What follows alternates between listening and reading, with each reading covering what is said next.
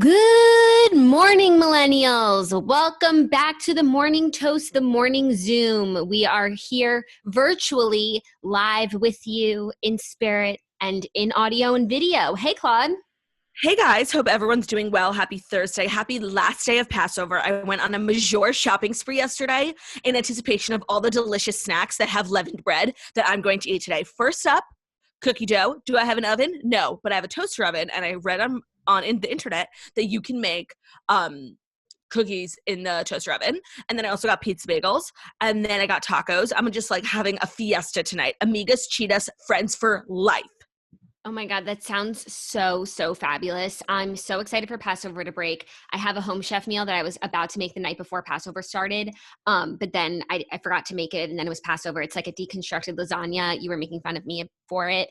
And I hope the ingredients are still fresh because I'm going to be making that tonight. And I'm also recording a Patreon day in the life of quarantine with me. So you guys will get to see whatever I decide to break my Passover fast on. The whole point of a lasagna is to be constructed. So this, like the sense of a deconstructed lasagna makes no sense to me. I mean, here you are just like yucking my yums, and I'm excited about it, and you just can't be excited for me, and that hurts. No, I'm excited for you. I just can't get behind who's ever like whatever sommelier chef that HelloFresh hired to come up with these brand new young fresh ingredients. I just can't get behind his idea, thinking that deconstructed lasagna was a smart choice. You know what it is? Actually, they try and make dishes that you can make with they expect that you don't have every single pan and casserole dish in your thing. And lasagna, you need that dish that I don't have. What is it called? Where it's a clear casserole dish. It's a casserole dish. I don't have that. So if they gave me a lasagna, I wouldn't be able to make it. They made it so that I can make it in my pans, which is very thoughtful because it's for the amateur chef. Jackie, that's beautiful. Thank you, Claudia. I put my heart into it. Okay, if anyone ever gets to see my comedy special, you will understand all these weird references. You know what's so funny is I was up all night. This quarantine, I cannot fucking sleep. You were reading? So annoying. No. Oh, sorry. I was reading Facebook posts. Oh. In the group, and in Tipsy Toasters, someone commented a day ago, and literally there was one comment, but she was like, does anyone else feel like Claudia and Jackie have changed? And in the past few weeks, God. Some girl was like, what do you mean? She's like, I just feel like there's a level to the show that I don't understand anymore. So many inside jokes. And I feel like a lot of that has to do with us quoting my comedy special because nobody's seen it, but we know, Claudia, that's beautiful. And I've actually been getting a lot of questions about Steamy Lexicon. And I think maybe it might behoove us to do a podcast segment where we take questions explaining what people aren't understanding. Okay, I could do that. Maybe we'll do that. No, tomorrow we have so much to recap. Maybe we'll do that on a Tuesday. Yeah, Tuesdays just are quiet. Mundane Wednesday. Well, Wednesday's Dear Toasters, and yesterday's Dear Toasters had me crying. I literally was up in bed, putting it on my TV, making Ben watch the Carlos Santana thing. Oh my God, it's so funny. It's so funny. I feel that. Well, I'm glad that that's how we changed, just because we're getting even more into our own inside jokes and not just the fame has gone to our heads, all this fame. People love to say that too. But literally I was up all night just reading stuff about myself. That's what I do when I can't sleep. And then it's anxiety and then I can't sleep anymore. I almost got to a point where I was on Reddit. Okay. Oh my God. Why were you doing that? I just couldn't sleep. And there was it was dry on the internet. There was nothing for me to really look at on Instagram, and Ben was asleep, so I couldn't watch TikToks. And then I was just searching Twitter and stuff. And then I was like, oh, maybe if I just press this. I was just looking for something stimulating and I wasn't finding it. And hearing what people have to say about me is often quite stimulating. Interesting. Well, did anyone say anything about me? No, I didn't go there. Oh, okay. Cool. But it's I actually year since I've went down that rabbit hole, and it's really hard for me to come out of it. So I really purposely try not to let myself go to places like that.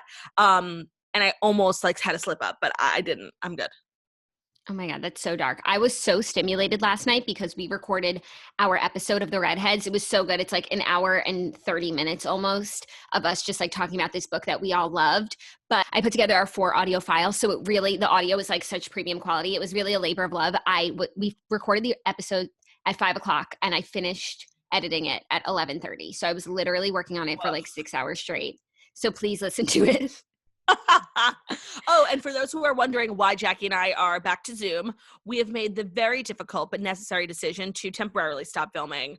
It just is what's best for everyone. And while we are sad because we know a lot of people like live for the live stream and really have come to rely on it in these quarantine times, we just have to do what's best for our company, for us, and that's doing Zoom. So we will let you know when we're back in studio, but it won't be for a little bit.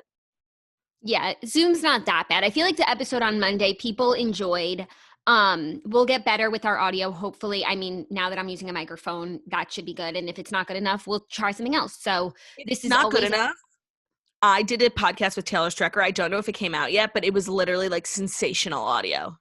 But that's also because you were in our studio and you had No, but she wasn't. So like we could be using our podcast equipment. The key is to record your podcast. If anyone's like a podcaster looking for how to make quality content in these quarantine times, it's to FaceTime with the person that you're podcasting with. Both you have to wear headphones, and then you have to use your own podcast equipment to record on a totally separate device. So like a Zoom or your computer.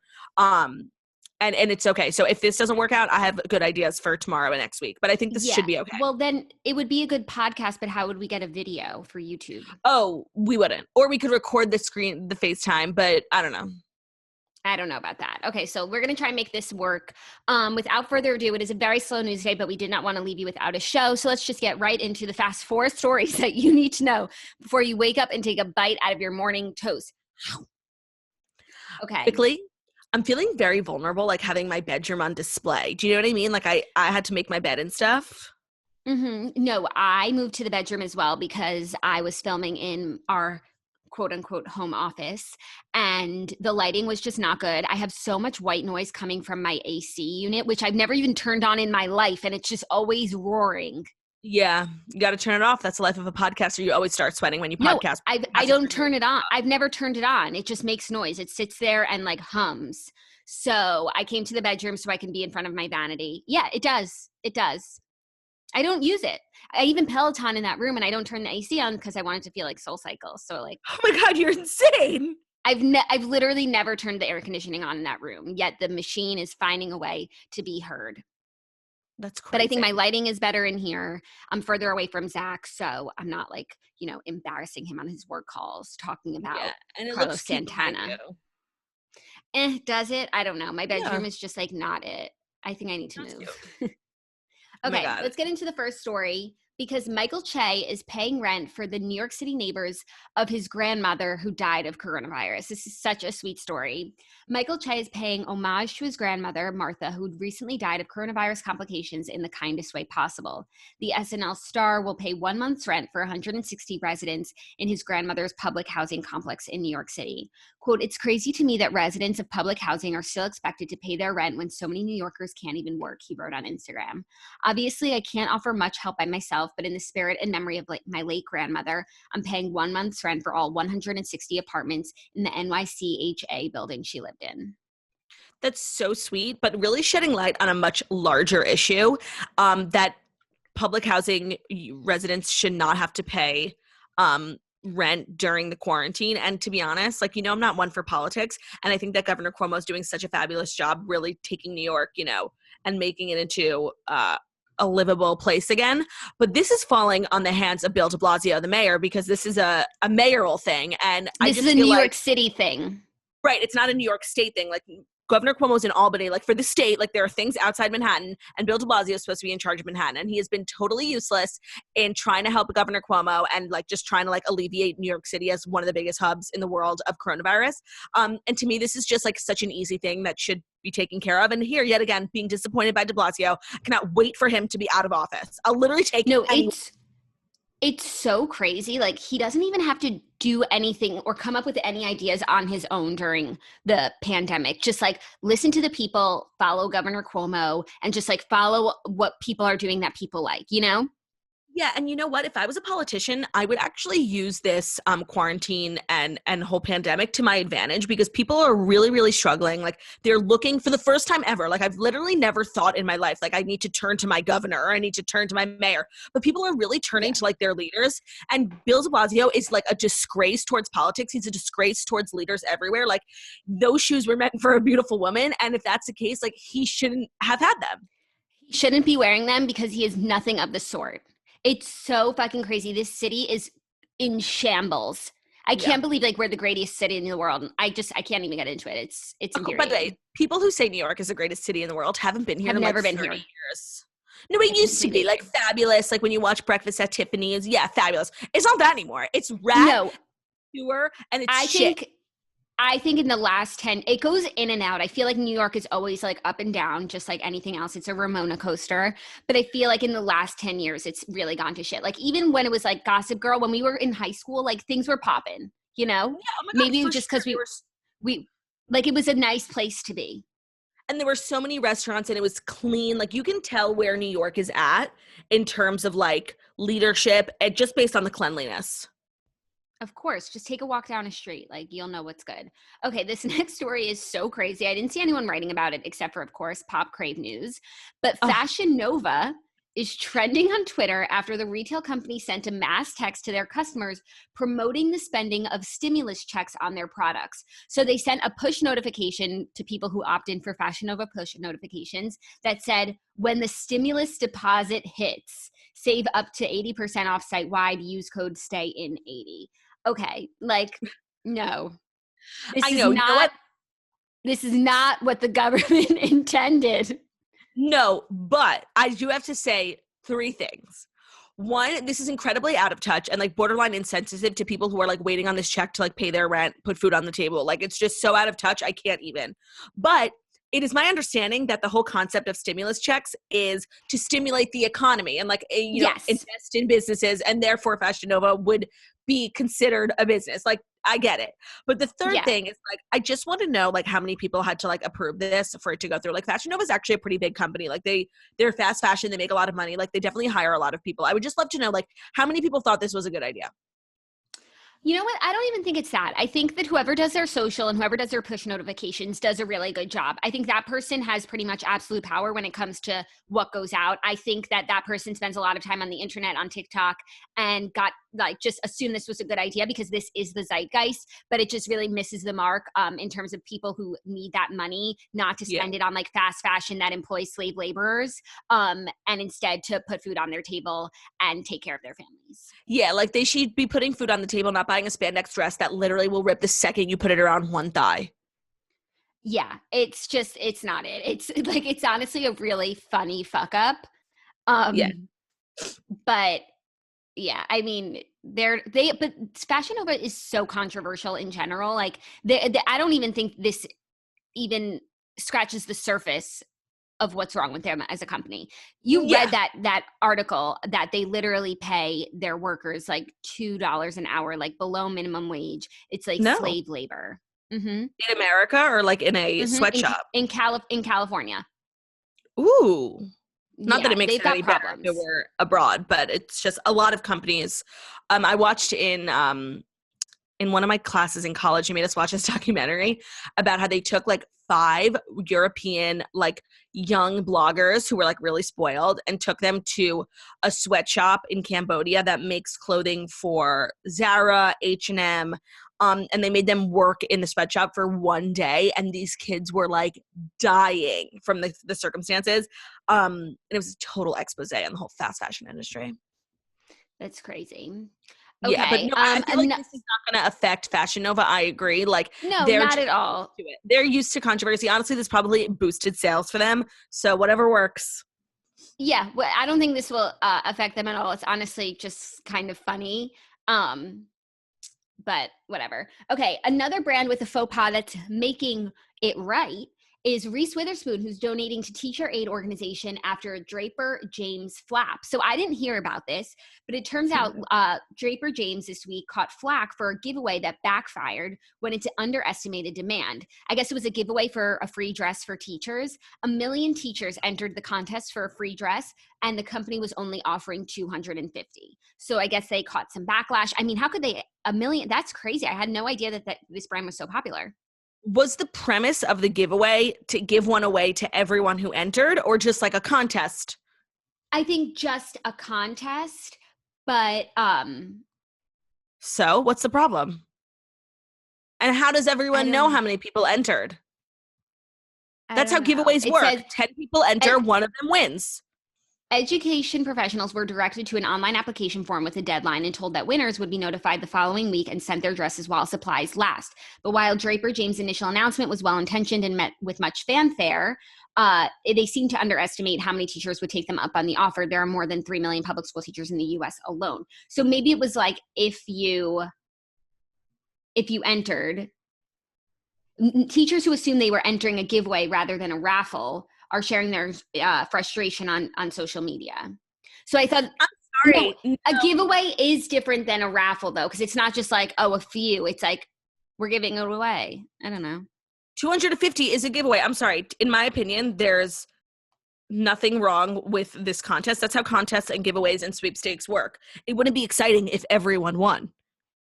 Of course, I would anyways, could get a dress, but that's not how the giveaway works. Why are they apologizing? This makes no sense. I must be missing something. Reese Witherspoon made a donation to the nonprofit Donors Choose to support teachers in 3 southern cities. The donation from Reese and her fashion line Draper James will support all of our highest need teachers in New Orleans, Atlanta, and Nashville, and many more throughout the country. That's fabulous. I love a donation. I just need to know what controversy was really there that spiraled. She didn't just donate for no reason. You go through controversy and you donate. That's how being a celebrity works. I feel like there's something about, I'll read the article again. I feel like there's something we are missing as to why this is so.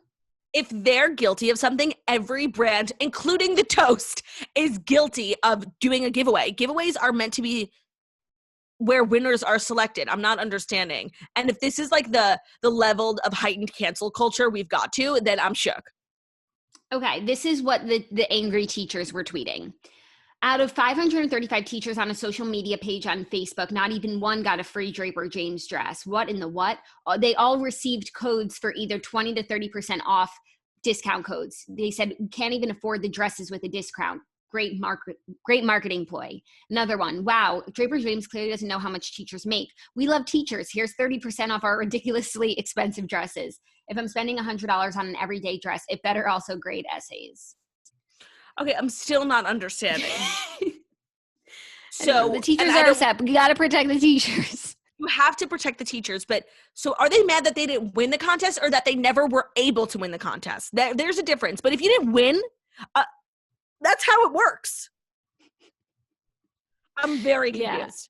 Yeah. I'm sure it's frustrating to them to have not won, but like, just because does entering this specific contest guarantee winning it?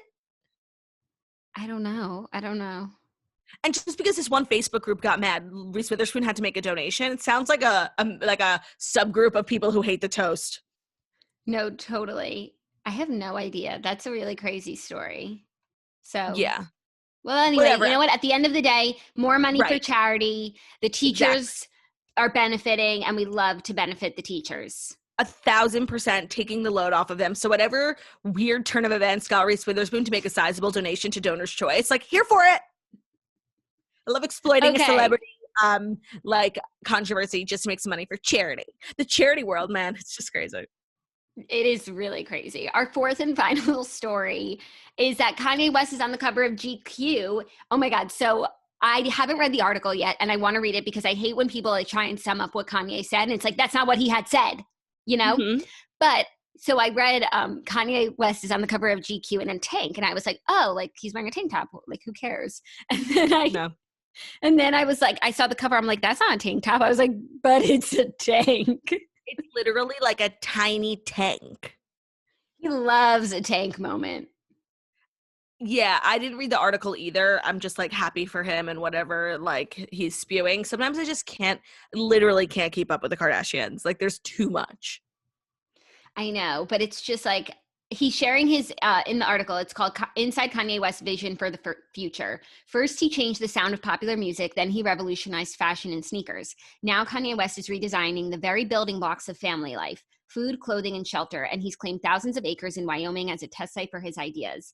GQ followed Kanye from Cody to Calabasas, from Cabo San Lucas to Paris, to see it all firsthand and to talk to him about his next album, his altered ego. Oh, that's interesting, as opposed to alter ego, altered ego, because he changed his ego, and his renewed faith in God. Sounds just like, yeah, it honestly must have been super fun for whatever like intern journalist got to travel with Kanye from Cabo San Lucas to Paris. You know, like, do you think that they put him on the plane or they made him fly commercial? I think they put him on the plane. They're pretty good about putting people on the plane, unless Courtney's coming and then the trainers and the security have to fly commercial. Totally. Kardashians is on tonight. Oh yes, so it was Real Housewives of New York. I'm hoping we're gonna get better episodes of both, because this past week just didn't do it for me in terms of New York Housewives or keeping up with the Kardashians. I have a high bar, especially after watching this stellar, sensational, inspired, and fabulous premiere of Real Housewives of Beverly Hills. Like, that's my level now, and I don't feel like I should watch anything less than that. Yeah, so I feel like that's a great segue to recap Real Housewives of Beverly Hills, which is really like the reason for the season. The reason we did an episode today, because it was oozing fabulosity. I've never been so excited. Every time Beverly Hills comes back, like I get chills, like I'm excited. But this, in my opinion, was one of the best season premieres of any franchise ever. Okay, here's the thing. I like kind of agree with you, but I feel like it was just the best because we were so excited. But when you break it down to its essential bits, and because we love all the women, like it all revolved around this Kyle Richards New York Fashion Week fashion show that was like so season one. I feel like anytime a housewife does a fashion show, it's like so janky and so like season one, season two Housewives. And I just couldn't believe at season 10 of Real Housewives of Beverly Hills, like Kyle is taking us back there with some janky ass fashion show where her daughters and her castmates are walking. Okay. Yes, I agree. Like, we are so above just in Beverly Hills, and the fact that we're on season 10, like we're above a fashion show put together with Scotch tape. I totally agree. But in Kyle's defense, like it was as good as it could have been. Like, she did get Pier 59 at New York Fashion Week. She had a full production. Like Kyle, Paris and Nikki were there. Like, it was the highest level Housewives fashion show by a mile. And I didn't think it was so janky. Yes, I'm like over a fashion show in a Housewives like franchise because it's so silly. Like, it's never been real. But it was at the level that I expected it to be at. I don't know. It was just, and even seeing the behind the scenes, and it's like she hasn't even seen the garments. It was like, what is going on? Why is Kyle Richards like putting her name on this? Why is she always doing these collaborations? Like, there's something that I'm not understanding. And she was like talking with Dorit, like, I'm not just going to put my name on something like that I don't believe in. And it's like, why are you even in this position? Like, you used to have a clothing store. I didn't understand. I do agree that the fashion show came out as best as it possibly could. But there was something so season one Honestly, about it. I can't explain it. Until you mentioned it, like I didn't really get like all bent out of shape over it. Like, you're right. Like, it is below them for sure. But like, it didn't impact the way that I felt or like the episode, because to me, there was so much to the episode, including the fashion show. But I don't even know where to start. Let's start with our two new ladies, because I absolutely, like, even saying the words fashion show, like, I feel so corny. Like, I can't. And you know who's the only person I'll take a fashion show from now on Real Housewives, honestly. Like, the only one who makes me feel something with their fashion show. Who? Dorit. Melissa Gorga. No, Melissa Gorga. I love her fashion show. It's like family. She is who she is. She's like running down the runway, like being herself. She actually owns a clothing store. Like, I like her version of a fashion show. But when anyone else is like, bringing it to New York Fashion Week, like, oh my God, maybe I just don't go to enough Fashion Week stuff, and that's actually how it's done. But just, I can't with a fashion show. Okay, I really didn't think it was that big of a deal. It makes me feel like when we were like 8 years old and we used to walk down our hallway and be like, fashion show. See, to me, that's what Melissa Gorga's was. Like, Kyle's had a production. Like, there was a lot of press there. I was actually invited and couldn't make it, and like was lamenting the whole episode that I wasn't there. And why couldn't you make it? I had someone to do. Like, I had another commitment. what could have been like more poppin' than that? Honestly. Something. I remember like being upset that I wasn't able to go because I knew they were filming.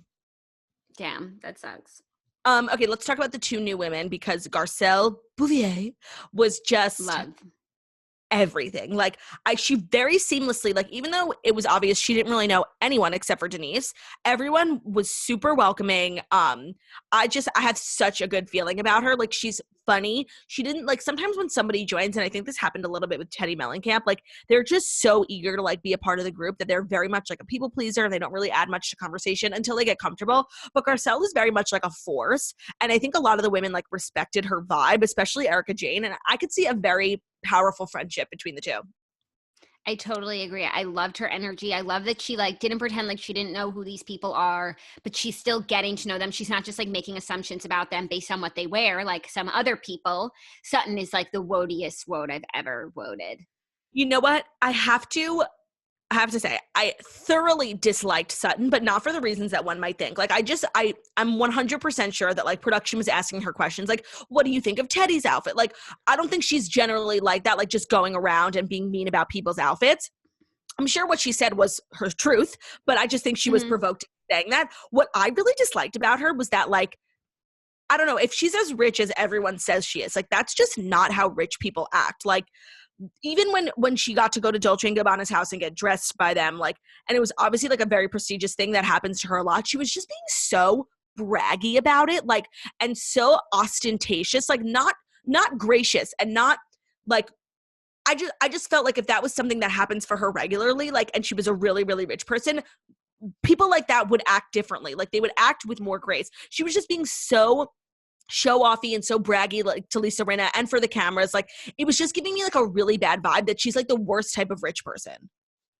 Interesting. Yeah, I'm going to reserve actual like judgment of her until we get to know her a little better, because right now we're only like, we haven't really had, oh no, we did have a confessional with her, but I want to see her home life and like I want to get to know her. Maybe there's more to her life, but this was just not a good debut episode considering like Garcelle was there and just like showed you how it's done. Yeah. It was just a little clunky. And you know what? Maybe like this explains why she doesn't have a diamond. Maybe she's not getting one because it seems like with all the drama about to take off, like if she doesn't ingratiate herself in the group quickly, she's going to get left behind because like we're turning to Denise soon.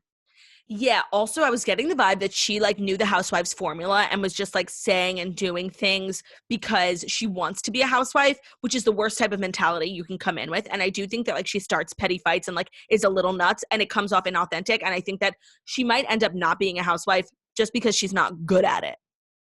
Yeah, and the other women, like she might have been able to be a housewife in another city, but the Real Housewives of Beverly Hills are just on another level. Like my girl, Dorit, like was she extra precious this episode or was it just me?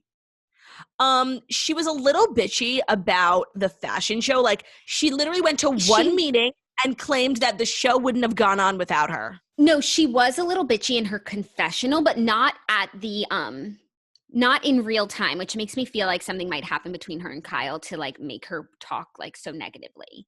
Also, Kyle was like tweeting shady, like she was live tweeting the episode and just like being shady, especially about the things that Dorit said, like taking credit for all of Kyle and like the production Tracy's team's work. I know, but Dorit like with it. I know, but the fact that Kyle was like beefing with her production team, it was just very season one. And you know what it was? That was funny.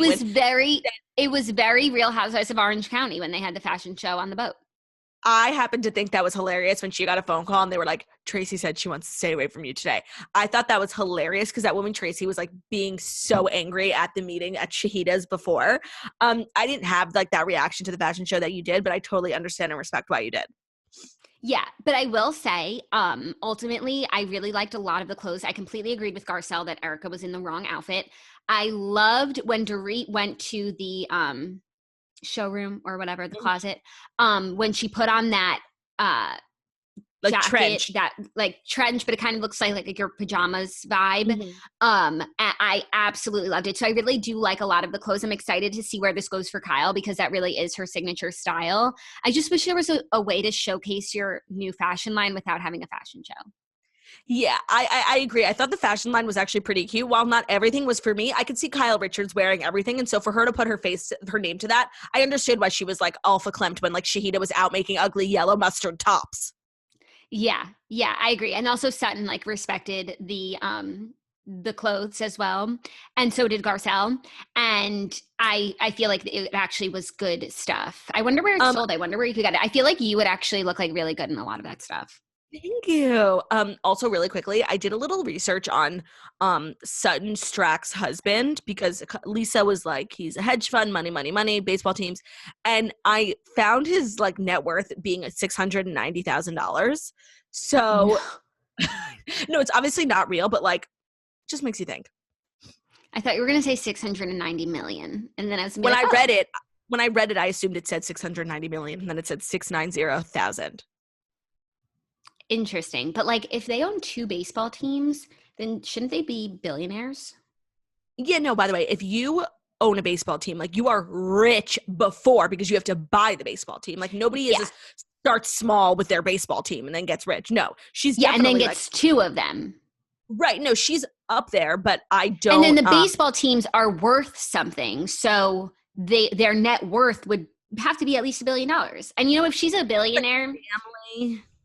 if she's a billionaire, like we'll give her a few more episodes.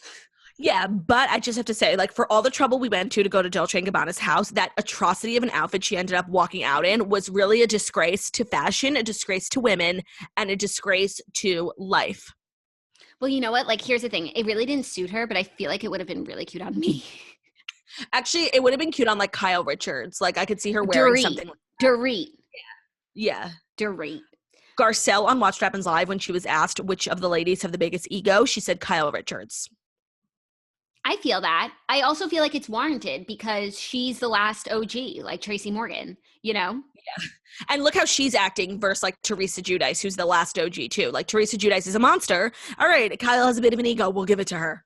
We'll give it to her. Yeah, I totally agree with that. Okay. I mean, the most incredible part was the last minute of like teasing and showing and foreshadowing this huge, what's the word? I forgot a Bombshell. Yiddish word. Bragus. Oh, yeah, like this big thing that we've been hearing about. I wasn't entirely sure the validity of it, but they didn't pretend like it hadn't gotten leaked, which I really appreciated. Like they acknowledged that people are talking about how Brandy Glanville exposed that allegedly her and Denise Richards had an affair. And that seems to be the thing that kills the group for Denise. And they're it looks like they come at it from a place of like, we all come on this show, like no skeletons, like we have to be completely honest. Lisa Rinna's like, I'm talking about my daughter's eating disorder. And I agree with that, but something about the way like who Denise was before the show makes me think like she didn't come on this show to like bear her all. She came on the show for a paycheck. Yeah. I feel like when we see it all unravel, we'll have different thoughts because right now, like, yes, I agree. You're supposed to put your life out there, but there's a lot that these women don't show or don't talk about and the other women respect it. So if Denise is having an extramarital relationship and either it is because she's in an open marriage or not, like that seems like the type of thing that the other women for each other would have ordinarily protected, And Yeah. like even with Dorit and her lawsuits, or like Kyle and Maurizio have been through a lot, and Erica and her, like there's a lot of stuff that comes up all the time, and the women like actually draw a very hard line.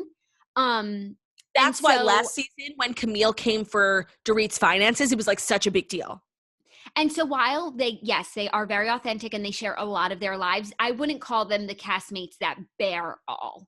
No, I agree. I do think that, and I'm sure we'll find out. I don't think Denise Richards was running around having an affair. Like she's been very open about her and Aaron's like sexual, rendezvous, romps in the sack. And I just think like having somewhat of an open relationship when it comes to like being with a woman is a part of that. And like, who cares? Well, we'll see. We'll see. I'm remaining open-minded about it because I feel like watching it play out, we might feel a certain type of way that we couldn't possibly feel right now because we don't know anything. Yeah. But overall, I just thought it was like such a good episode, such a good premiere. I love having these back. Every outfit was just stellar. Like Erica Jane at V-Files, like they really have become, because of the show, like so famous. And I love that they're leaning into that. I love that the first episode they went to New York. I feel like Normally they maybe would have had like 1 or 2 episodes like getting ready for New York. And like, I just don't need that. Like they just dove right in, which makes me think they have a lot of footage and like they don't need a lot of filler episodes, which is very exciting. And I'm just so pleased with where the cast is at. I love how famous they are. Like I love how Lisa Rinna like was famous before, but is now more famous than ever for being a housewife. Erica Jane is so famous. Kyle is so famous. Like they're leaning into like the housewives fame. And it's not like the traditional housewives fame that has like a little bit of like a want to it. It's like, that's what I forget where I read it, but it's like Beverly Hills is the crown jewel of the Real Housewives franchise, and it's so true. Yeah, it's so true. It's such a pleasure to have them back on TV.